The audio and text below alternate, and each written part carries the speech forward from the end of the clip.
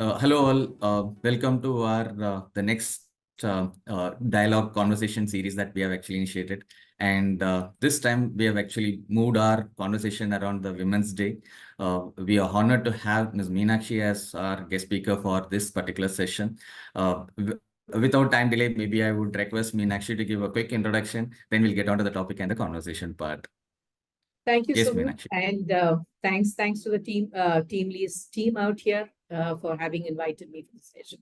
Thank you so much. So if it's an introduction for me, right now, I am the Chief People Officer for Happiest Health. And I've been in this role, this particular role for the last 2 years, because I'm here in the startup, which started off year before in July. And prior to that, I have been in Happiest Minds. So Happiest continues for me from 2011. So where I began from is I started as a practicing advocate. I have been working on the court halls, I worked in companies, the client-facing organization, legal entities, worked in non-IT companies for a while. The so-called big names that I have worked for, where we have had a lot of contract-related activities. When we say that, contract labors and all of that. So that has been a different side of work environment. Slowly moved into IT, and my IT experience has been very long now, for about 17 years. I started off with Mindtree and moved from Mindtree to Happiest Minds when it started in 2011. And now here I am in Happiest Health since 22 July. And that's my stint of career. My roles have changed from being an advocate to starting as an entry level in the IT level, manager, senior manager, and director, and then moved in here to what I am today. Yes, a long time, but have thoroughly enjoyed each aspect of my work. Great. In fact, truly inspirational, Meenakshi, the way how you actually started. I could actually see that, okay, this entire 29 years, you could have the transformation that you actually come across. And there is specifically a unique strength that you actually possess. We have seen advocates separately. We have seen HR heads separately. Here comes a person with a combination of both. Great to have you for our session today, Meenakshi. Okay, great. So with this, we will actually straight away get on to our topic. So interesting one. As Women's Day theme, the global theme is around inspire inclusion. So we have actually kept ourselves for the same as well. I think we are honored to have an inspiration leader with us for this session. Now, taking a cue from your experience, Meenakshi, throughout this 29 years. So at the beginning of your career, you would have been like an entry-level person, and now you are Chief People Officer for the Happiest Health Group. Now, as a woman, what do you think has actually changed in this 29 years? How is, from your own experience perspective? If you ask me right now, yes, there must have been a tremendous change, but I actually swam through that and did not realize anything, because at that particular time when I started, it was a different world altogether. And being a practicing advocate, we were just 2 women working on the court hall then. And of course, they were very senior ones, but then the junior ones who came out of the 5-year course and all of that were very few of us. And people, looked at us, wondering whether we are capable of doing this work, and a lot of decision taking. It was a man's world, and there has been a whole lot of changes that have come in all, but over the years, it's nothing to complain, nothing, because I think at the time we had the best that we had at that point in time. And then we saw the need of more women coming, so more facilities required. So the companies from there on also started facilitating these breaks. And is when we realized that there is a need for many more support being given, we have to offer support to all levels in the organization with policies, encouragement, respect, trust, empathy, support, because women need all of that to get started. And that is what we started off. And at all point in time, it always starts from the top. There should be a supportive leadership, which is supposed to have brought in all of that thought leadership into bringing in to encourage an open communication, provide regular feedback. So things have transformed from then. Nothing to complain. When I was young, I had all of that. Of course, if you look at example of a maternity leave, those days it was 3 months, and many industries were not the very formal ones did follow the act, but there were many others who said either you have to take a break or you take from your annual leave and things that. From there to 3 months, where it became a rule and it has to be followed, to now where we are with 6 months, thereafter now with the crash facilities and taking care of a whole lot of women. Employing, like if you take a break from your work for either marriage or childbirth or whatever, coming back has become more easier today. People have started recognizing the need of women in workplace, recognize the need for women to grow. So I think that has been a long journey, but it has been a fantastic growth. And I don't think I felt anywhere let down, I mean, wherever I work, because I had beautiful places to work. So that has been, and considering the aspect of for about the last 2 decades that I've worked in organizing, that has created a sense of belongingness for women at work, right? I've seen women representation in senior leadership. In some of the companies, I have seen leaders in the very beginning of the initial leadership. I mean, they were already in leadership roles at that point in time. Today, if I talk about Happiest Health, there are 5 women in the leadership team. And it's almost like 50% that we are there. And come from companies which we have, part of GPTW being the top 10 places for health and wellness. So when we talk about health and wellness, women are largely included into that area. Top 50, I'm talking about Happiest Minds here, top 15, the best place to work for women. So look at that, how progress has happened and how we've taken care of it. So I'm proud of the organization that I've worked in. Thank you so much, Meenakshi, onto this. I think all your words are actually kind of like everybody who actually watches this will actually feel proud of. And rightly said, today, women are actually not discriminated in terms of any specific roles. Okay, earlier, like 25 years back, oh, yeah, certain roles, oh, no, women will not be able to do. So I think we have actually done away with that, and the organizations and everybody has actually started accept. So you use the right word, which is the belongingness, which is actually the inclusivity is actually high. Great coming from your experience perspective and then the insights in action. So adding on to this, now throughout this journey, now we have actually transformed. We have actually come into this kind of a stage that acceptance is very high. Now, how do you see the women attrition? What's actually happening now, and your thoughts and insights around it? What can be done to control it? Yeah, I will talk more of my previous Happiest Minds, which still is part of my company right now, and where I can talk about attrition, because right now in the company that I am, I have 50% of women. And in the previous IT, when I was leaving, it's about 23 to 24%. But of course, when we talk of attrition, it is for the same reasons, right? If you look at it culturally today, I'm talking particularly about India, but when we look at it culturally, if you look at it, yes, there is a need. A girl goes into school, educates.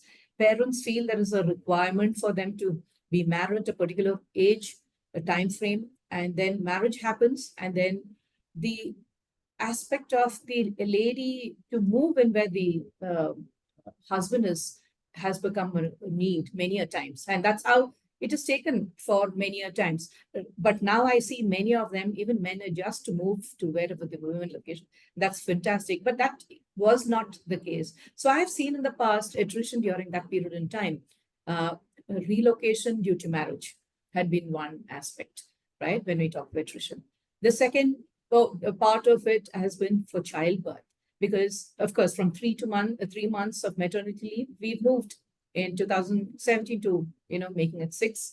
And then companies have largely widened up. At least we have taken care of letting people take an extra month off and then also work, work from home now. Thanks for the COVID, has taught us, though not a great experience to talk of, has given us a lot of inputs and creating new policies for work from home. And that's exactly what is today a comfortable aspect, that we can look at certain policies of work from home extensions and things that. That is one. And for a lady, if you look at it through her period, time that she spends at work. So the beginning period straight from college, then you have people coming in for work. Then the tendency is to take care of the child. So there is a time that it is not that she has support from home, she has support from husband, everybody, but still she's a mother. So she has to spend that time. We have to see, we have to be mindful of that aspect of her. Then probably settling in and trying to grow up.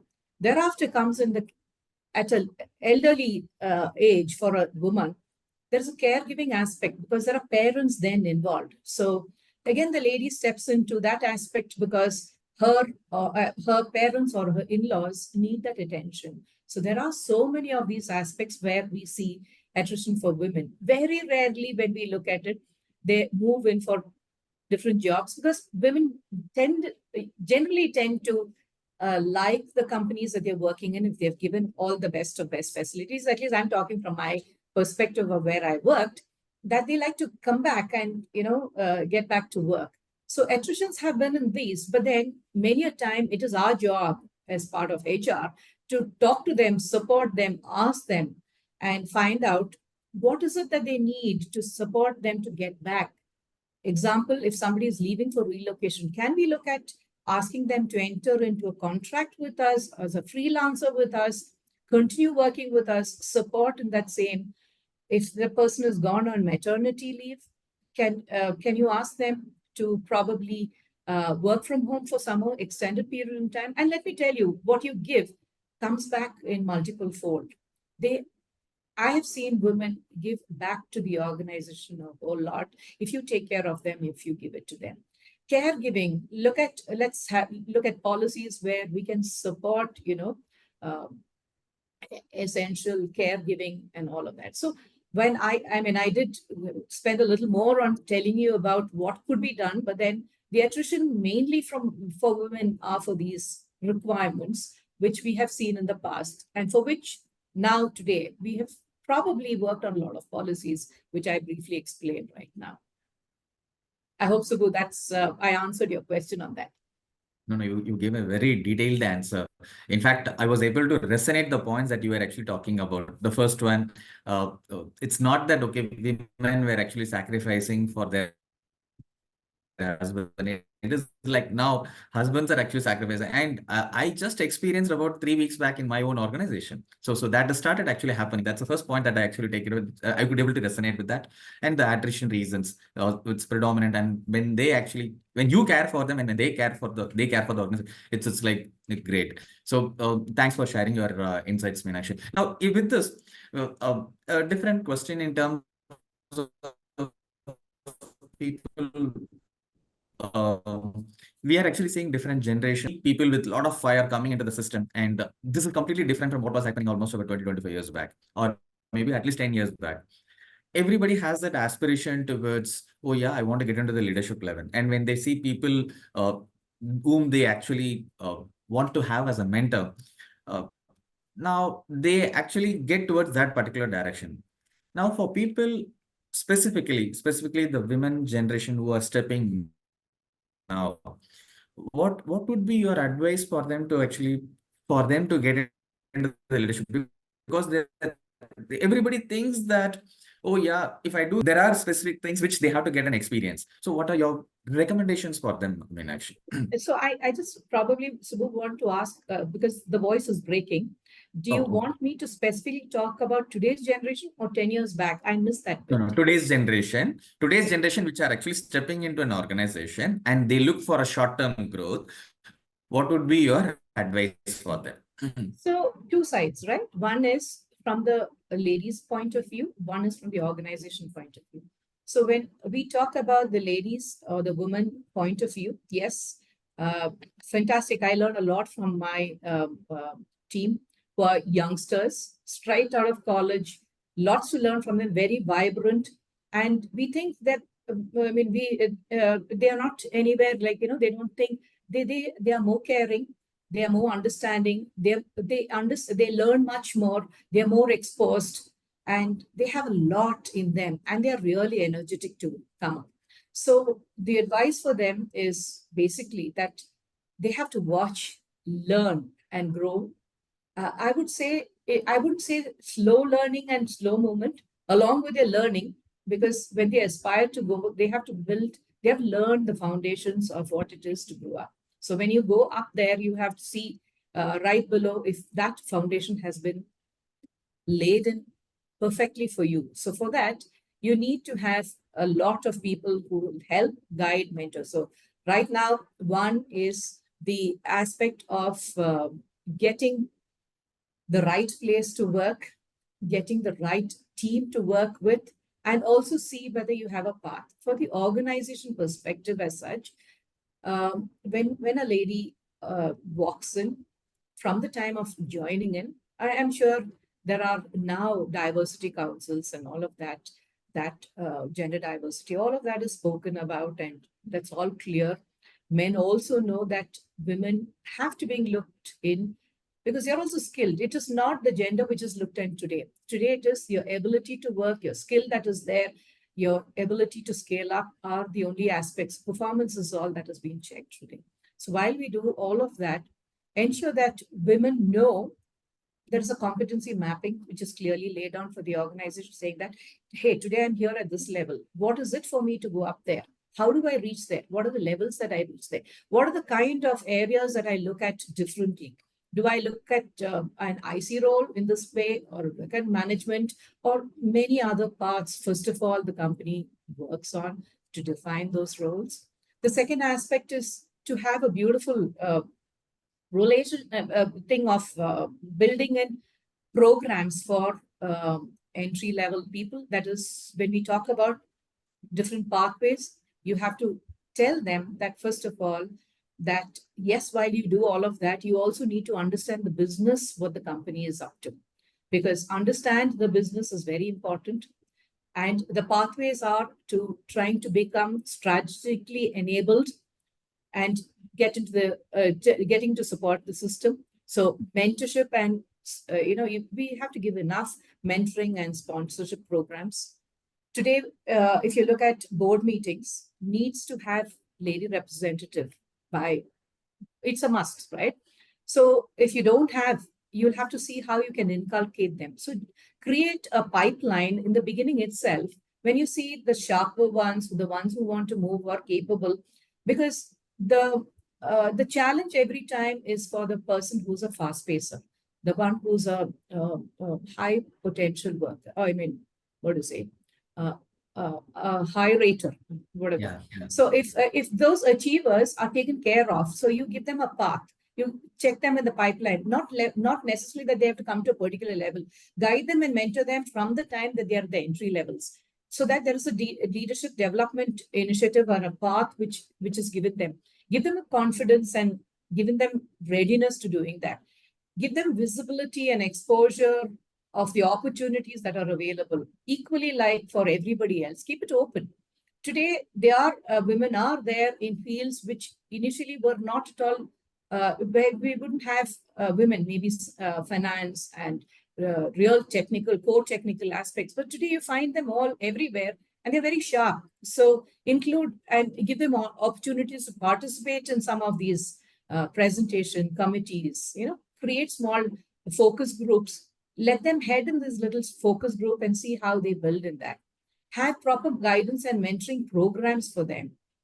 Give them flexibility of job rotation. Sometimes the need of a childbirth and return, or caregiving and coming back, marriage, and everybody goes into the highs and lows. So look at how we can look at work-life balance for these people. Sometimes remote work. I talked about freelancing or part-time work. Encourage them. Today we have companies, even if you've taken a break to come back and look at it, then look at the pipeline to grow should definitely be diverse. It should not be just for only one gender. It can be for both together.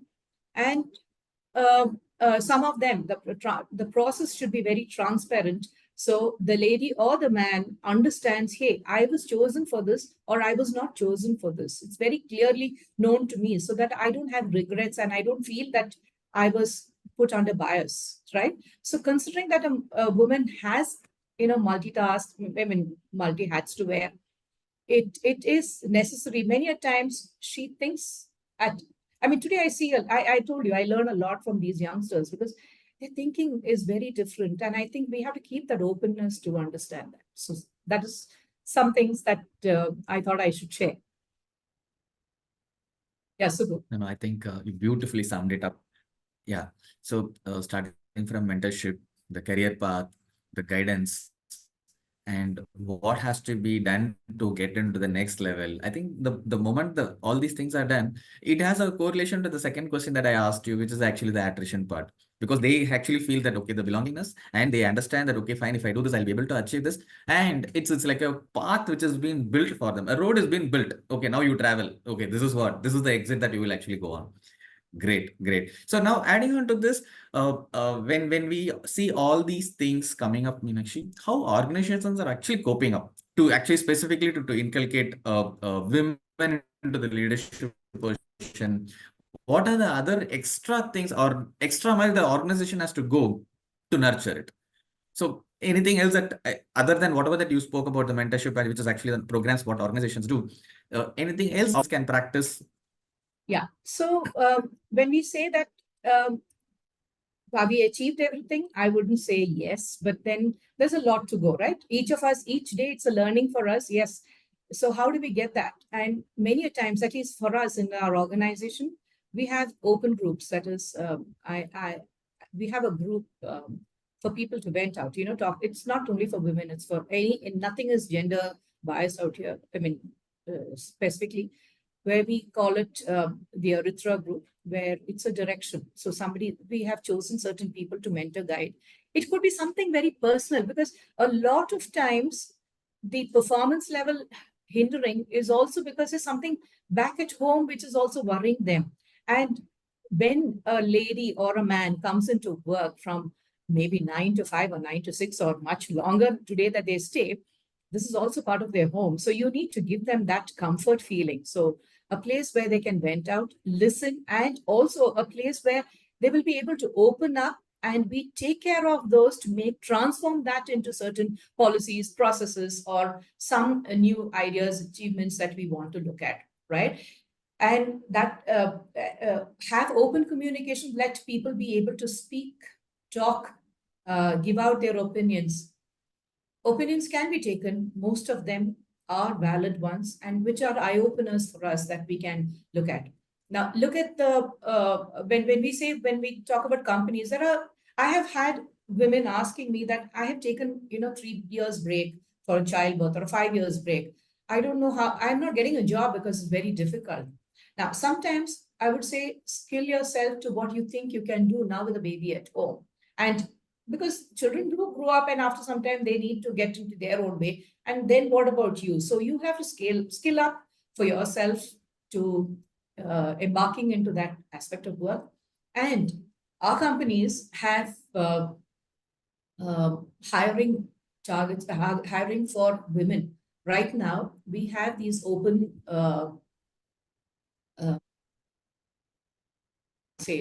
hiring plans where it is an open, we call in for hiring of only women to come in who have had breaks in their lives so that they can choose. And we give them a couple of JDs and ask them to choose what they want to. And we welcome people with who've had breaks or you want to change their profiles to come and start working.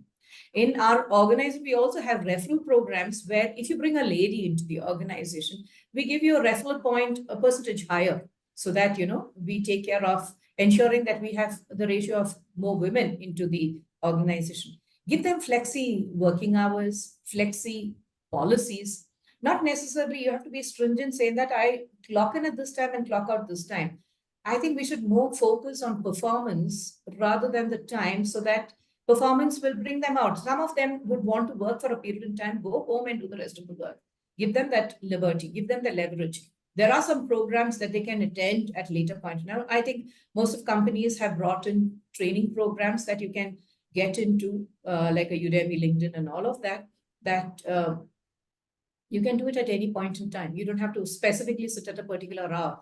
You do have classroom training, but these became very popular during COVID. That's why I said certain of these policies which got in through COVID are very important that came in. So these are some of them that we can look as an organization. Then, of course, many, I would say, regulations which have come by the government, which is mandated today, like we're talking about the POSH, harassment, something, it is a continued process. I didn't touch upon that point, but then definitely people don't speak up. Now, because they think it is okay, but then it is a very important aspect. Every company today is been forced to have a committee, have a process, have a policy for POSH, right? Similarly, maternity benefit is a must, right? Fresh facilities. There are so many, the government itself has brought in a lot of amendments to some of those policies, which are enabling women to bring in a lot more. And I think those are very, very positive things. This is one more thing, Subha, I just must tell you, this is a topic which, I can go on for hours. So I'll stop here for some of these points that you can take in. And I hope I have touched upon or answered your questions correctly. Here, there is nothing called as a correct or wrong. It is actually the Yeah, policies and programs what organizations are adopting. Yeah, so it is like very interesting perspective. See, predominantly, as you rightly said, gone were the days where, okay, fine, the maternity days were like, okay, 3 months. Then organizations adopted, most of the organizations are now completely adopted into 6 months. Second, the acceptance. Okay, fine. Earlier, there was always a kind of a bias. Oh, okay, if I take this person, what happens? Here, things are actually getting changed. And organizations do play a major role. And that's the part which you actually highlighted, how things are actually changed. And when from your own experience, what kind of changes that we have actually brought in. The policies, programs will definitely enable women. I think it was a great session with you, Meenakshi. I think the insights, the recommendations, the experience perspective, whatever that you have shared, were like truly like what I can say. It is like, it's insightful. So thank you so much for joining our session today and sharing your insights, Meenakshi. Looking forward to host you in another program for other aspects. Thank you, Subbu. Thanks a lot for spending that time, and thanks to the TeamLease team who's been supporting.